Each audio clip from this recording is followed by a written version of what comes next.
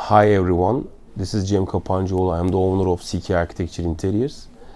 I would like to talk about documentation and document control in the context of design and construction. In an ideal world, everything that we do and the other parties that do within design and construction of a project should be carefully documented, and this should be saved so that if later any referral needs to be taken for any reason, we need to go back and take it from there and keep the necessary people or the companies accountable for their behaviors.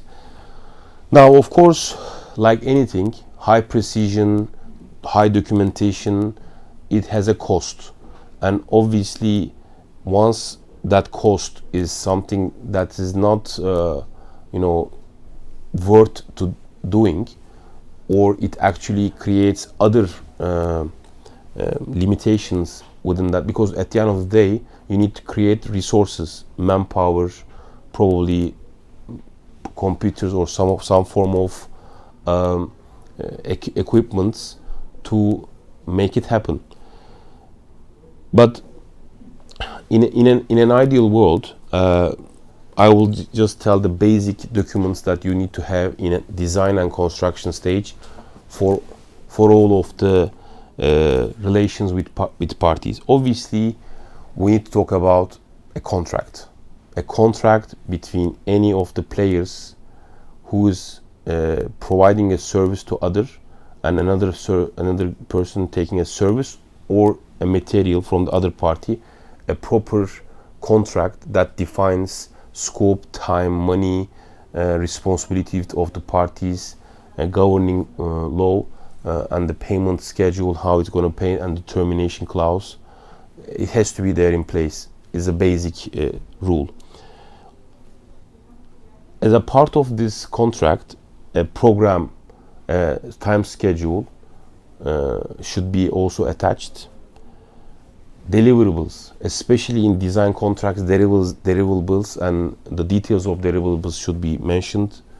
There are many ways of doing it. You can always refer to international codes also if you want very high precision and very specific requirements.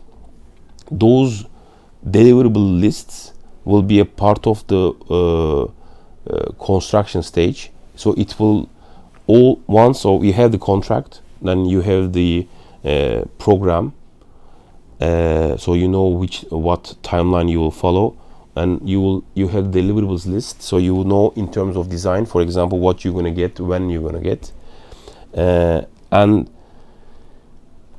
after these ones, once the design is set and you start receiving the design as a client, or when you're submitting to client, you need to make sure that you submit them in certain submission forms, so that later on when you refer back, oh, has this been submitted? No, it's not been submitted. No, it's submitted.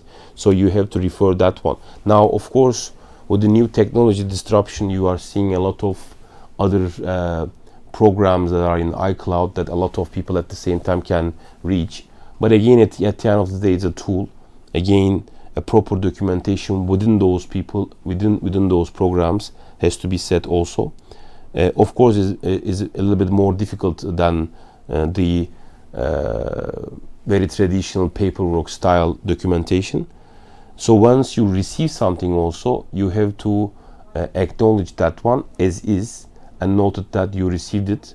But of course, it doesn't mean that you accepted that document, but you received that document, and you need to write a note for that one. So this back and forth things are quite important. However, nothing can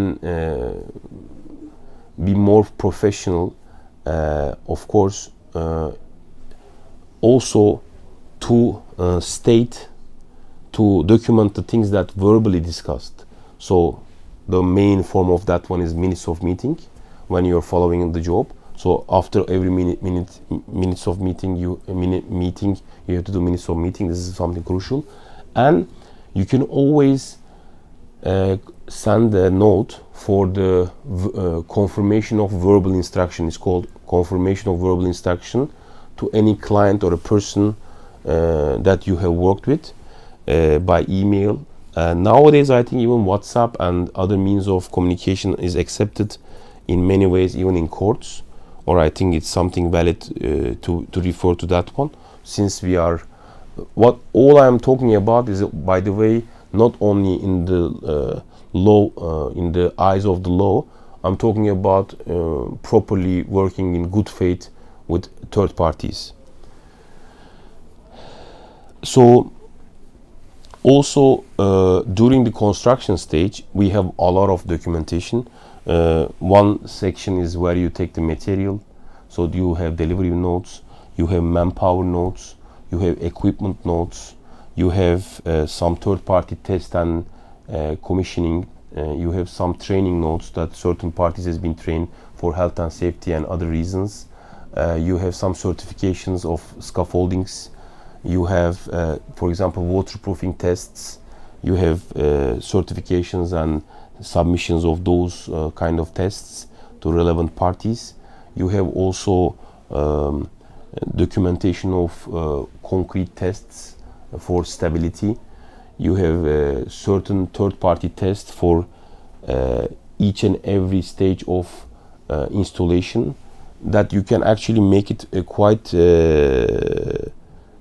professional, depending on the precision and also quality control and quality assurance method that you would like to have.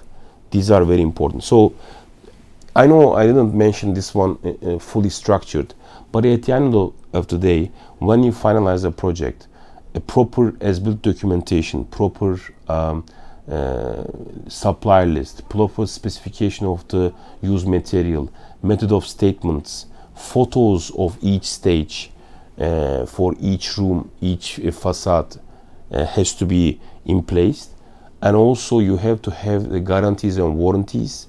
You have to have the final list of drawings as built, along with the specifications, as I said before.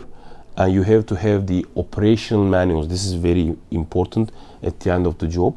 And if there is any site observation that you have, you can also document that one and submit it for the lasting. And another thing that I really care about is the daily, weekly, monthly, and yearly operational maintenances that you have to do. These are also has to be clearly mentioned, and also even necessary trainings for the operations of a building or an indoor space should be mentioned in this documentations. Thank you very much.